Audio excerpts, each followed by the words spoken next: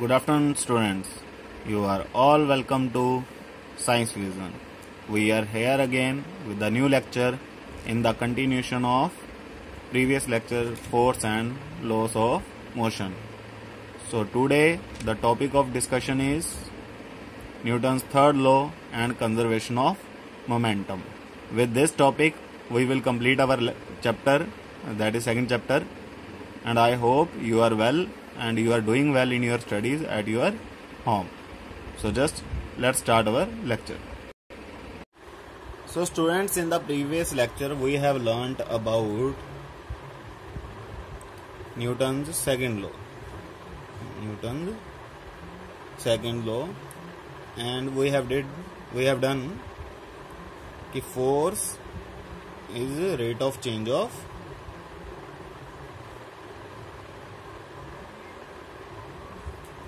momentum,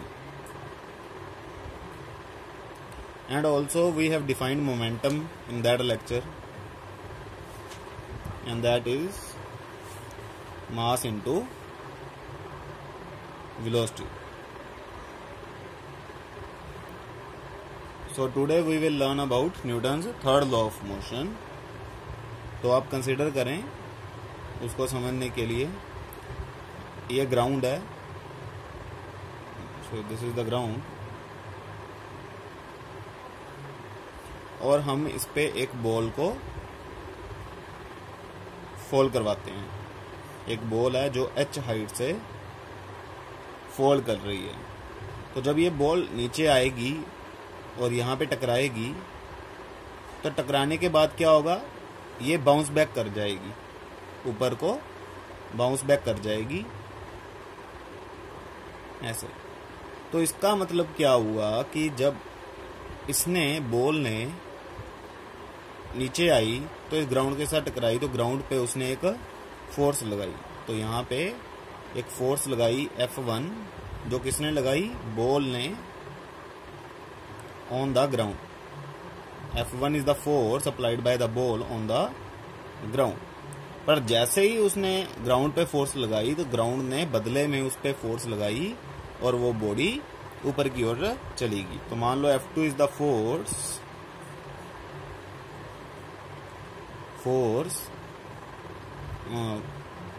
जो किसने लगाई है, अर्थ ने. Force by earth on the ball.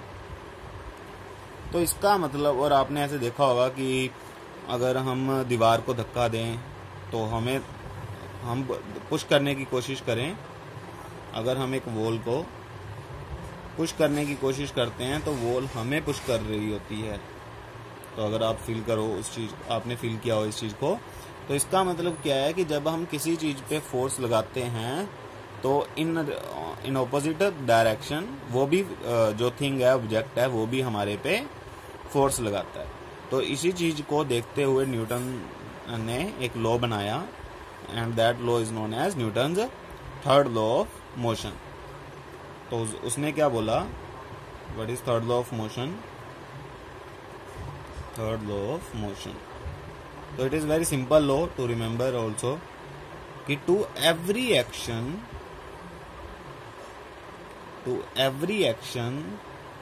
there is an equal and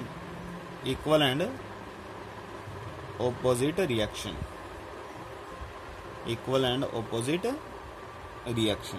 तो it is very simple law. इसका कहने का मतलब क्या, एक्शन इसने किसको बोला है, जो ये बॉल इस पे फोर्स लगा रही है, तो उसे हम क्या बोल रहे हैं, एक्शन.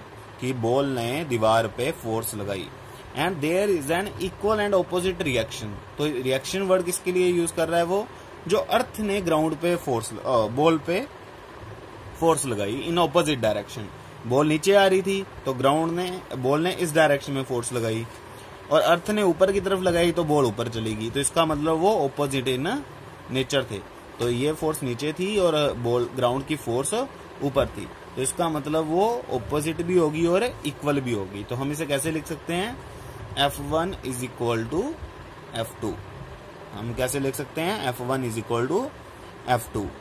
पर हमें पता है कि ऑपोजिट डायरेक्शन में है और फोर्स एक वेक्टर क्वांटिटी है, तो हम इसे ऐसे लिखेंगे एरो की फॉर्म में, क्योंकि ये वेक्टर क्वांटिटी है. और कैसे लिख सकते हैं, ऑपोजिट कैसे दिखाएंगे ऑपोजिट है, तो हम यहाँ पे एक माइनस साइन लगा देते हैं। तो इक्वल का साइन है फॉर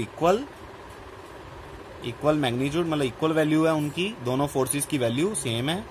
और माइनस साइन क्या बता रहा है, डायरेक्शन, कि ये ऑपोजिट है, ऑपोजिट डायरेक्शन।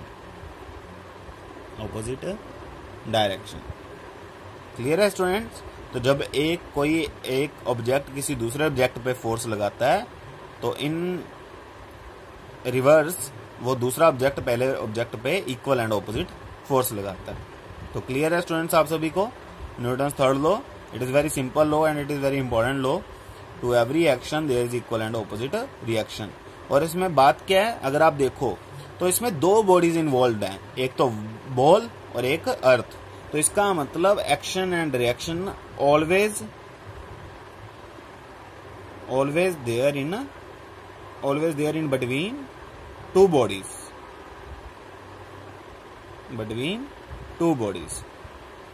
जब एक बॉडी किसी दूसरी बॉडी पे एक्शन करेगी तो वो दूसरी बॉडी पहली बॉडी पे रिएक्शन देगी। ये पॉइंट समझ लगता है। क्लियर है स्टूडेंट्स आपको ये सिंपल सा पॉइंट, कि अगर एक बॉडी दूसरी बॉडी पे एक्शन लगा रही होगी तो दूसरी बॉडी पहली बॉडी पे रिएक्शन देगी। क्लियर है। तो let's students understand this concept by different examples. तो one example I have already given, कि when there is a ground and ball is coming towards it and bounces back after hitting. So this is a action and this is reaction. And also when you are walking on the road, you just pushes the ground backwards with your foot. You pushes the ground backwards. अगर आपने note किया कभी, तो हम जब चलते हैं तो हम ग्राउंड को बैकवर्ड पुश करते हैं, तो ग्राउंड हमें क्या करती है, फॉरवर्ड पुश करती है। तो ग्राउंड हमारे पे भी फोर्स लगाती है, और वो अगर हम उसे पीछे की तरफ धकेलने की कोशिश करते हैं तो वो हमें आगे की धकेलने की तरफ कोशिश करती है। तो फॉरवर्ड फोर्स लगाती है हमें, फॉरवर्ड डायरेक्शन में। तो इसके कारण हम आगे चल पाते हैं।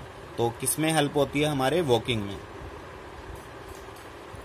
तो इस कंसेप्ट की क्या इंपॉर्टेंस है, it helps us to in walking. तो we push the ground backwards and ground pushes us in the forward direction and hence we are capable of walking. Clear students.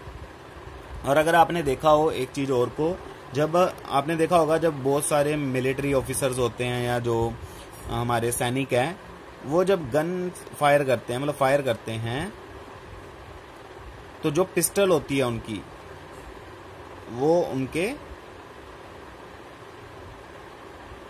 जो पिस्टल है उनके कंधे पे होती है। एक सिरा, एक एंड उसका कंधे पे होता है और इस तरह से वो शूट करते हैं। तो वो कंधे पे अपना क्यों रखते हैं, पिस्टल को कंधे पे क्यों रखते हैं, बिकॉज जब इसमें से बुलेट निकलती है तो दैट इज एक्शन। तो जब उसमें से बुलेट फायर होती है तो पिस्टल बुलेट पे फोर्स लगा के उसे बाहर की तरफ फेंक रही है, दैट इज एक्शन। तो बुलेट भी क्या करती है, पिस्टल पे फोर्स लगाती है और उसे बैकवर्ड पुश करती है एंड दैट इज रिएक्शन। तो यहाँ पे भी पिस्टल बुलेट पे फोर्स लगा रही है, that is action in forward direction. तो बुलेट भी पिस्टल पे फोर्स लगा रही है, that is reaction which is in opposite direction. तो पिस्टल को होल्ड करने के लिए, क्योंकि वो बैकवर्ड जर्क मिलेगा हमें, जब बुलेट चलेगी तो क्या होगा, जर्क मिलेगा, और उस जर्क को सहने के लिए वो उसे अपने शोल्डर पे रखते हैं, क्योंकि पिस्टल बैकवर्ड मूव करती है। अच्छा, आपने कभी देखा हो कि हम अभी मिशन मंगल मूवी भी आई कि रॉकेट लॉन्च होता है जैसे, तो जब रॉकेट लॉन्च होता है, ये कोई रॉकेट है जिसने लॉन्च होना है मान लो, तो वो अब वो ऊपर की तरफ जाता है, जबकि ग्रेविटी, तो जो ग्रेविटी है वो तो ऑब्जेक्ट्स को अपनी तरफ खींचती है। तो ये ऊपर की तरफ कैसे चला जाता है, तो वो कैसे जाता है, अगर आपने देखा हो कि जब रॉकेट ने लॉन्च होना होता है कितनी सारी गैसेस इसमें से निकल रही होती हैं, कितनी सारी गैसेस, और वो इतने ह्यूज अमाउंट में निकलती हैं, तो दैट इज एक्शन। किसके कारण? गैसेस के कारण, क्योंकि गैसेस बाहर आ रही हैं, रॉकेट गैसेस पे फोर्स लगा के उसे बाहर फेंक रहा है, दैट इज एक्शन। और गैसेस क्या कर रही हैं फिर? ऑपोजिट डायरेक्शन में इसको फोर्स लगाती हैं, दैट इज रिएक्शन। तो गैसेस इस पे फोर्स लगाती हैं इन ऑपोजिट डायरेक्शन, और ये रॉकेट ऊपर की तरफ चला जाता है, और इसी तरह रॉकेट लॉन्च होता है। तो ये भी किसकी एप्लीकेशन है रॉकेट लॉन्च की? Newton's third law. तो रॉकेट भी लॉन्च न्यूटन थर्ड लॉ के कारण ही हो पाते हैं, क्योंकि रॉकेट गैसेस को बाहर धकेलते हैं, बाहर की तरफ रिलीज करते हैं। तो सिमिलरली जो गैसेस हैं वो फिर रॉकेट को इन ऑपोजिट डायरेक्शन अपसाइड उन्हें मूव करवाती हैं। Clear students? All these examples, there are many more examples. आपने you have seen in the river जो the boatman, basically this is our boat and there is a boatman inside boat, with the help of oar, जिसे हम चप्पू बोलते हैं basically, तो वो उस चप्पू से क्या करता है? पानी को पीछे की तरफ पुश करता है। He pushes the water in backward direction. तो वो पानी को क्या करता है? बैकवर्ड डायरेक्शन में पुश करता है। तो पानी क्या करता है? वो बोट को इन फॉरवर्ड डायरेक्शन पुश करने लगता है। क्यों? क्योंकि ये इस पे एक्शन कर रहा है, तो वाटर बोट पे रिएक्शन देता है, जिसके कारण बोट आगे बढ़ती है।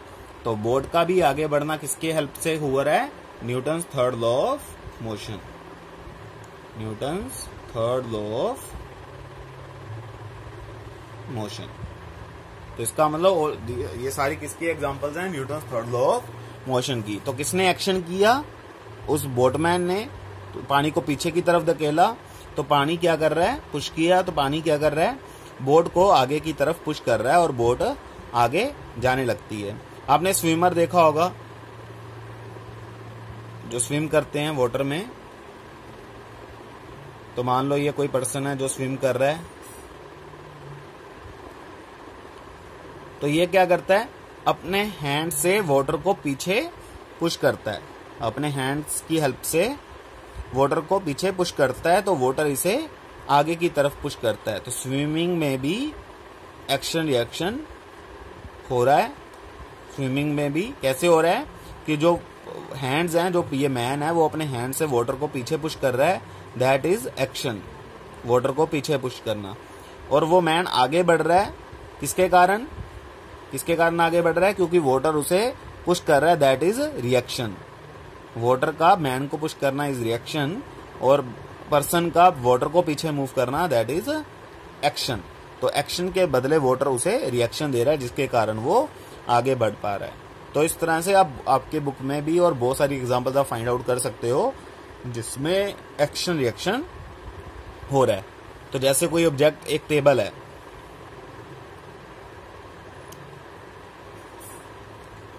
एक टेबल है और उस पे कोई ऑब्जेक्ट पड़ा है, मान लो ये एक ऑब्जेक्ट पड़ा है, तो उस ऑब्जेक्ट का क्या होता है? वेट होता है, जो कि डाउनवर्ड लगता है, mg। ये हमने सीखा था कि वेट क्या लगता है? डाउनवर्ड लगता है। तो अब ये ब्लॉक, जो बॉक्स पड़ा है, ये इस टेबल पे mg फोर्स लगा रहा है, तो उसके बदले में टेबल भी इस ऑब्जेक्ट पे एक अपवर्ड फोर्स लगा रहा होगा, तो एक्शन के बदले रिएक्शन मिल रहा होगा। तो इसका मतलब बहुत सारे ऐसी एग्जांपल्स हैं जिसमें एक्शन रिएक्शन पेयर इन्वॉल्व है। तो आप भी अपनी तरफ से फाइंड करना कि और कौन कौन सी एग्जांपल्स हैं जिसमें एक्शन रिएक्शन पेयर का कंसेप्ट यूज होता है। आपको याद आ रहा है कोई और एग्जांपल, या आप फाइंड करना जिसमें ऐसा हो रहा हो। आपने कभी फ्लाइंग बर्ड देखा हो, जो बर्ड फ्लाई करते हैं उन्हें देखा हो, तो वो क्या करते हैं? वो अपने विंग्स की हेल्प से एयर को पुश करते हैं। वो एयर को बैक साइड नीचे की तरफ पुश करते हैं, तो एयर उन्हें आगे की तरफ पुश करती है। तो वो अपने विंग्स की हेल्प से एक्शन करते हैं, और एयर उनके बदले उन्हें रिएक्शन देती है, जिसके कारण वो आगे उड़ पाते हैं। तो from all these examples you can understand Newton's third law of motion. तो I think it is clear to you now. So we have done so many examples and you can read, and if you have any doubt you can ask me personally. So let's move to now conservation of linear momentum. तो इस topic को समझने से पहले हमें conservation word का meaning पता होना चाहिए कि कंजर्वेशन का मीनिंग क्या है. तो लेट अस सपोज कि we have a block of 10 kg. एक ब्लॉक है जिसका मास कितना है 10 kg, and we divide in equal we cut this block into 2 parts, so it become like this. Cut block into 2 parts. So what is the mass of each block now? 5 kg, because we cut in equal parts. So after cutting, initial mass is 10 kg, and after cutting final mass is 5 plus 5, that is also 10 kg. So this mean mass remain same before cutting and after cutting. So mass remain same. तो इसे हम क्या कह सकते हैं कि mass is conserve, कि mass is conserve. Mass is conserve. So clear students, conservation का मीनिंग समझ आया कि प्रोसेस से पहले और प्रोसेस के बाद अगर वो क्वांटिटी सेम रह रही है तो उसे हम क्या बोलते हैं, कंजर्व या कंजर्वेशन. क्या बोलते हैं, कंजर्वेशन. तो इस प्रोसेस में किसकी कंजर्वेशन है, मास की. सो वी विल से कि कंजर्वेशन ऑफ मास. क्या बोलेंगे, कंजर्वेशन ऑफ मास. पर हमने किसका कंजर्वेशन पढ़ना है, मोमेंटम का. तो उसके लिए फिर हम मोमेंटम को देखेंगे कि बिफोर द प्रोसेस और आफ्टर द प्रोसेस मोमेंटम क्या है, और अगर वो सेम है तो फिर हम कहेंगे कि there is a conservation of linear momentum. तो इसको देखते हैं. तो उससे पहले आप मुझे ये बताओ को मोमेंटम का फॉर्मूला याद है.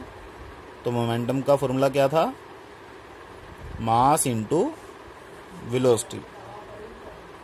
Mass into velocity. तो मास को हम m से रिप्रेजेंट करेंगे और वेलोसिटी को v से या u से, किसी भी तरीके से कर सकते हैं. ओके. तो एक केस डिस्कस करते हैं. मान लो आपके पास एक ऑब्जेक्ट है जिसका मास m है, और एक और ऑब्जेक्ट है जिसका मास, इसका मास m1 है और उसका मास m2 है. Clear students. और ये वाला जो बॉल है, ये मान लो एक बॉल है और ये बॉल u1 स्पीड से चल रही है. कितनी स्पीड से चल रही है, u1 की स्पीड से. और ये वाली बॉल किस स्पीड से चल रही है, u2 की स्पीड से. Clear students. ये वाला u1 की स्पीड से चल रहा है और ये वाला u2 की स्पीड से चल रहा है. तो इसे हम a बॉडी बोल देते हैं, इसे हम b बॉडी बोल देते हैं. तो what is the momentum of body a? What is the momentum of body a? तो उसका a बॉडी का कितना मोमेंटम है, मास उसका m1 है और वेलोसिटी उसकी u1 है. तो m1 u1 is the momentum of body a. और b बॉडी का मोमेंटम कितना है, सो मोमेंटम ऑफ बॉडी b. तो b बॉडी का मोमेंटम कितना है, मास उसका m2 है और वेलोसिटी उसकी u2. तो क्लियर. तो टोटल मोमेंटम क्या हुआ, टोटल मोमेंटम ऑफ सिस्टम क्या हुआ. इसे हम क्या कह सकते हैं, एक सिस्टम कह सकते हैं कि ये एक सिस्टम है जिसमें 2 बॉडीज हैं. तो इस पूरे को हम क्या बोलते हैं, सिस्टम. तो टोटल मोमेंटम ऑफ सिस्टम क्या हुआ, m1 u1 plus m2 u2. Clear students. तो अब क्या हुआ, आफ्टर टाइम t टाइम के बाद, जब कुछ टाइम बीता, आफ्टर टाइम t क्या हुआ, दोनों बॉडीज आपस में कोलाइड हुई, क्योंकि वो दोनों सेम साइड में ही चल रही हैं. तो कुछ टाइम बाद वो एक दूसरे से कोलाइड करेगी.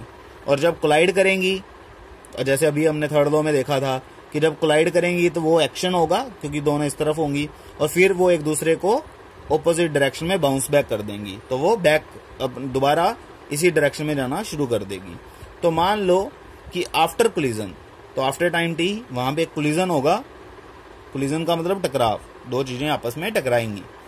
तो जब कोलिजन होगा, स्ट्राइकिंग होगी दो ऑब्जेक्ट्स की, तो उसके बाद क्या होगा, वो दोनों स्ट्राइकिंग के कारण फिर से ऑपोजिट डायरेक्शन में चलना शुरू कर देंगे।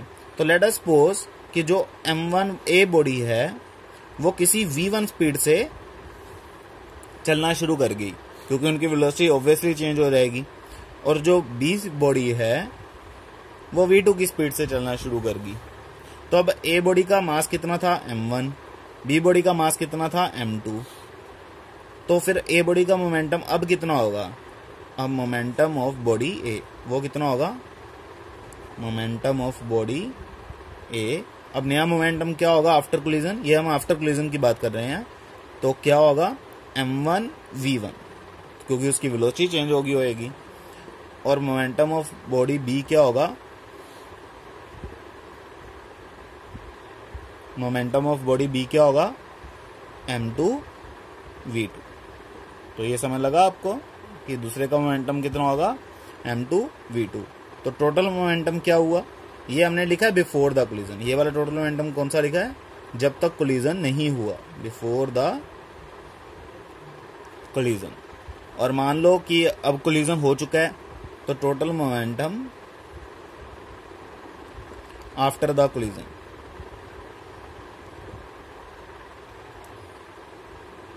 तो आफ्टर द कोलिजन क्या होगा, M1 V1 plus M2 V2। तो ये समझ आया स्टूडेंट्स आपको, M1 U1 plus M2 U2 था जब कोलिजन नहीं हुआ था, और M1 V1 plus M2 V2 है जब कोलिजन हो चुका है।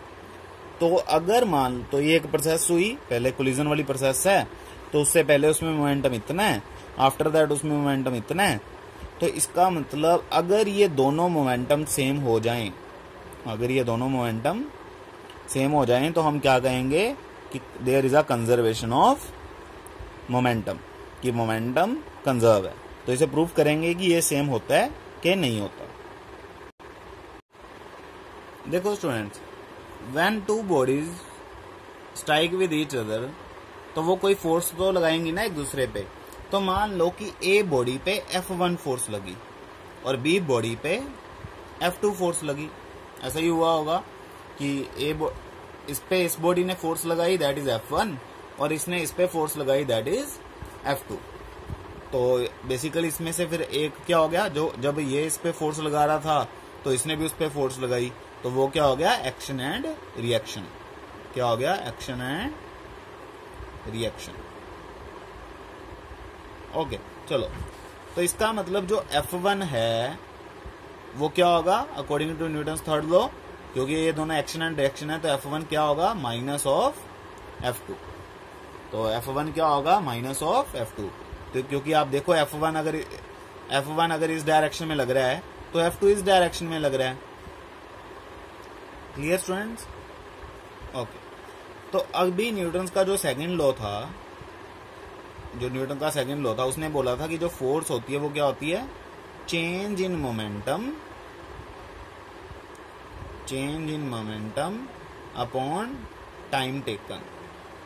क्या था, change in momentum upon time taken. तो हम पहले A बॉडी की बात करते हैं।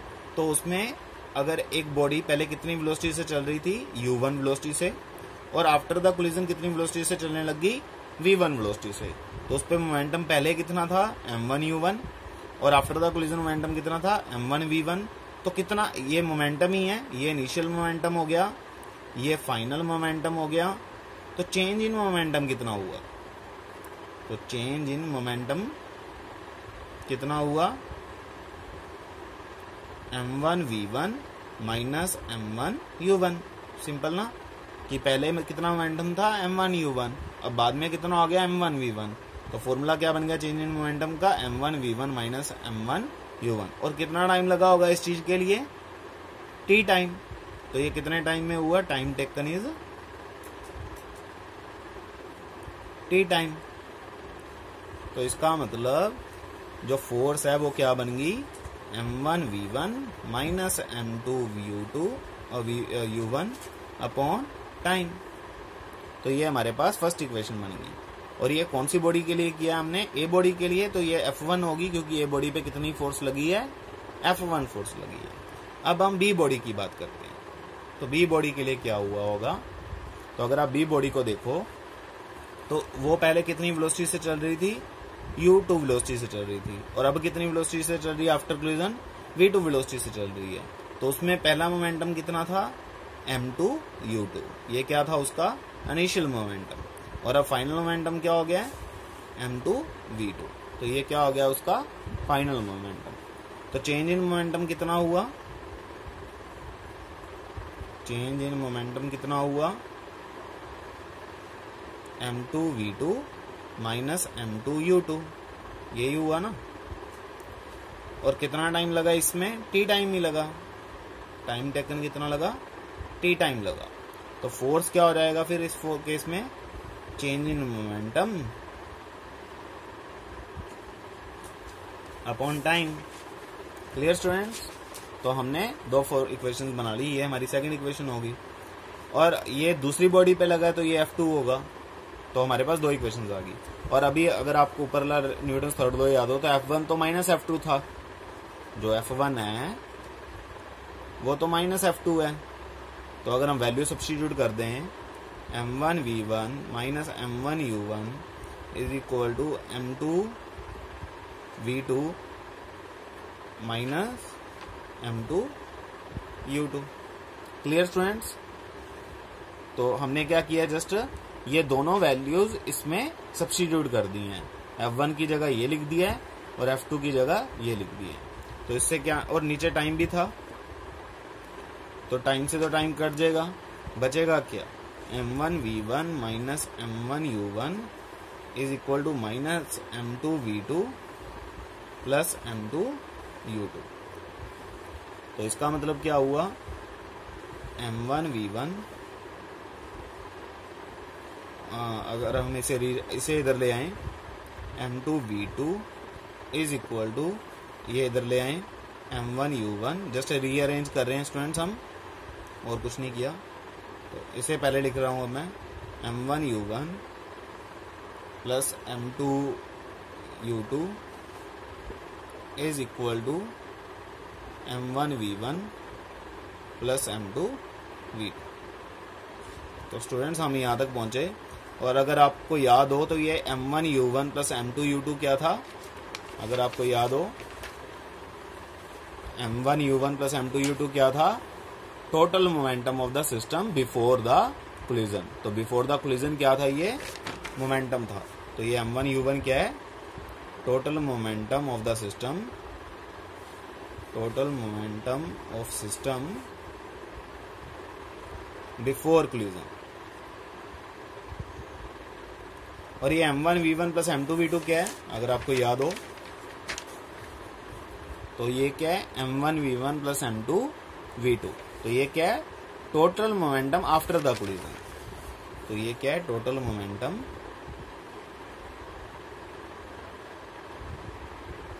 After collision. तो ये क्लियर है स्टूडेंट्स। तो इसका मतलब बिफोर द कोलिजन जितना मोमेंटम था उतना momentum he after the collision है। तो इससे हमें क्या समझ आता है कि मोमेंटम इज कंजर्व। तो क्या आता है, momentum is conserve. So basically total momentum of the system before the collision और after the collision is conserve. So there is a conservation of, it is known as, this equation is known as conservation of momentum। क्या बोलते हैं इस equation को, conservation of momentum। तो इस conservation of momentum को समझने के लिए हम एक एग्जांपल देखते हैं। मान लो कि ये पानी है, मतलब रिवर है कोई, और आप बोट लेके इसके एक एंड पे पहुंच चुके हो। So you have reached the one end of the river, और आप अब इस बोट से उतरना चाहते हो। आप क्या करना चाहते हो, इस बोट से उतरना चाहते हो। तो आपने एक पैर ऐसे रखा हुआ है और आप उतर रहे हो, और यहाँ पे उतरना है आपने, ये टेबल है कोई, जिसपे आपने उतरना है, जंप करना है। इतना गैप है आपके बीच में और आपने जंप करना है। तो जब आप ध्यान दो कि जब आप यहाँ पे जंप करोगे, अच्छा अभी तो आप रेस्ट पे हो, टेबल रेस्ट पे है, बोट रेस्ट पे है और पर्सन भी, आप भी रेस्ट पे हो अभी तक। तो अगर हम बोट और पर्सन को देखें तो ये हमारा एक सिस्टम है। ये बोट और पर्सन क्या है, हमारा एक सिस्टम है। तो बोट भी रेस्ट पे है और पर्सन भी रेस्ट पे है। तो मान लो पर्सन का मास m1 है और बोट का मास m2 है। पर्सन की वेलोसिटी अभी 0 है और बोट की वेलोसिटी भी 0 है क्योंकि वो रुकी हुई है। तो इसका मतलब टोटल मोमेंटम क्या हो गया दोनों का? टोटल मोमेंटम क्या होगा? पर्सन का मास इंटू उसकी वेलोसिटी प्लस बोट का मास इंटू उसकी वेलोसिटी। तो ये तो 0 आने वाला है। तो इसका मतलब जब तक वो पर्सन उतरा नहीं है, नीचे नहीं आया, तब तक मोमेंटम अभी 0 है। तो अब जब ये पर्सन नीचे आएगा तो ये तो मूव करेगा।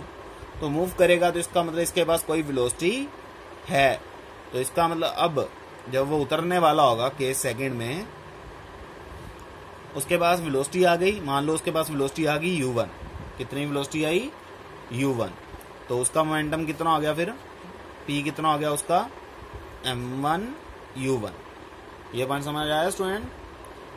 तो अब जब आपने अगर ऑब्जर्व किया हो, जब ऐसे पर्सन एक नीचे आएगा तो जो ये बोट है ये थोड़ी सी पीछे को चली जाएगी, पीछे को पुश होगी, क्योंकि ये पर्सन यहाँ पे फोर्स लगा रहा होगा।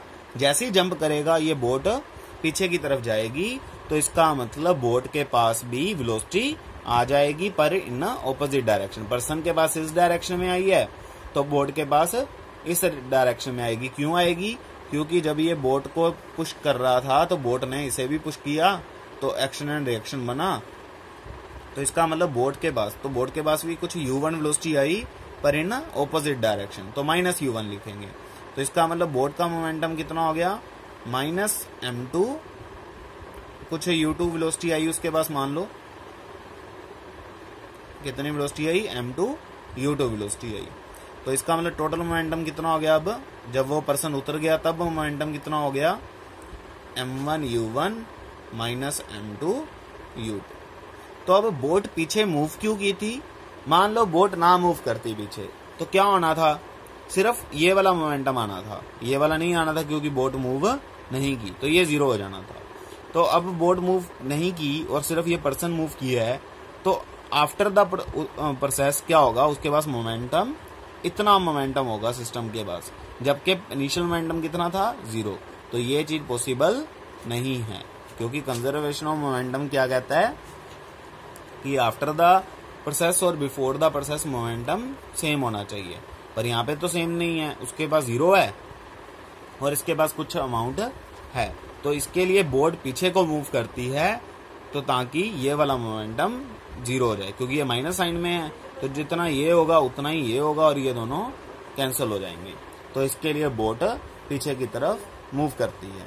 तो आई थिंक ये स्टूडेंट आपको समझ आया होगा कि अगर पर्सन फॉरवर्ड डायरेक्शन में जा रहा है तो बोट है जो वो बैकवर्ड डायरेक्शन में जाती है ताकि मोमेंटम 0 हो सके।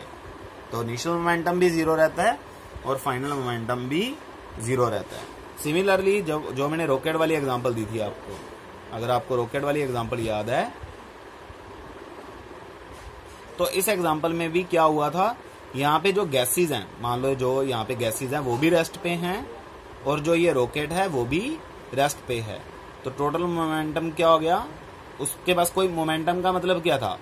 मोमेंटम का मतलब क्या था कि कितना मोशन कंटेन्ड है किसी बॉडी में। तो उसके पास तो कोई भी मोशन नहीं है, तो सारा कुछ ही 0 है, तो टोटल मोमेंटम 0 है। तो इसका मतलब जब गैस रिलीज होगी यहाँ से तो गैस के पास तो वेलोसिटी आ गई, तो उसके पास मोमेंटम आ जाएगा क्योंकि उसके पास वेलोसिटी है। तो वेलोसिटी किस साइड है? नीचे को है। तो उसको 0 करने के लिए रॉकेट ऊपर की तरफ चला जाता है ताकि so that it also gain momentum in opposite direction. तो रॉकेट ऊपर क्यों जाता है? Due to conservation of momentum, क्योंकि टोटल मोमेंटम को 0 रखना है। अगर वो रॉकेट ऊपर ना जाता तो वो रेस्ट पे ही रहता, पर और गैसेस हमारी नीचे चली गई, तो गैसेस के पास मोमेंटम आ गया, पर टोटल मोमेंटम क्या होना चाहिए था, 0। इसके लिए रॉकेट ऊपर को चढ़ाया जाता है ताकि मोमेंटम 0 बना रहे। Clear students?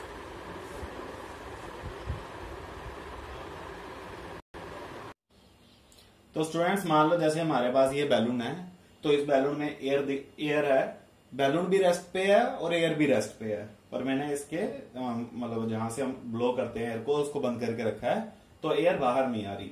पर जैसे ही मैं अपना हाथ हटाऊंगा तो अभी टोटल मोमेंटम क्या है इसका, अभी ये रेस्ट पे है तो इसका बैलून का मोमेंटम भी 0 है और उसके एयर के अंदर का मोमेंटम भी 0 है। पर जैसे ही मैं इसको छोड़ूंगा तब क्या होगा कि एयर को मोमेंटम मिलेगा और एयर बाहर को निकलने की कोशिश करेगी। तो हम देखते हैं फिर क्या होता है।